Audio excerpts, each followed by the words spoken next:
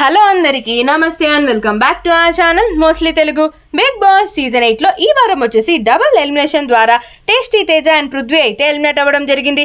ఇక పృథ్వీ ఎలిమినేట్ అయినప్పుడు విష్ణుప్రియ మొహం చూడాలి. ఎంత కంట్రోల్ చేసుకున్నప్పటికీ తన కళ్ళల్లో ఆ ఎమోషన్ అనేది కనిపించేస్తుంది. ఎక్కడో ఒక చోట లోపల తన వల్లే వెళ్ళిపోతున్నాడేమో అన్న బాధ తనని చంపేస్తుందనే చెప్పుకోవాలి. ఇకపైన విష్ణు గేమ్ ని దెబ్బతీసేది కూడా ఈ ఎమోషనే.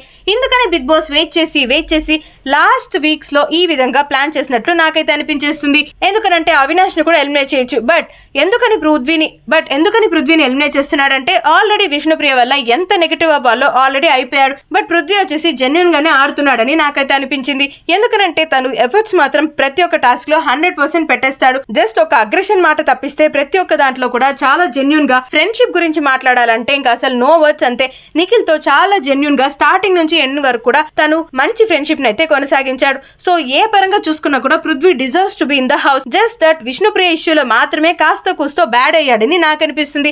విష్ణు మాత్రం ఓవర్ ఎమోషనల్ అయిపోతుంది, కానీ ఫుల్ గా కంట్రోల్ చేసుకుని all the best for your future, నిజంగా ఇక్కడ ఉన్నంత వరకు I had really very best time అన్నట్లుగా తనతో చెప్తూ అందరితో ఒక విధంగా మాట్లాడేసి ఈ విధంగా పృథ్వీ జర్నీని అయితే ఎండ్ చేస్తారనమాట. మరి పృథ్వీ ఎలిమినేషన్ మీకు ఫెయిర్ అనిపించిందా అన్ఫెయిర్ అనిపించిందా కామెంట్ బాక్స్ లో చెప్పేయండి.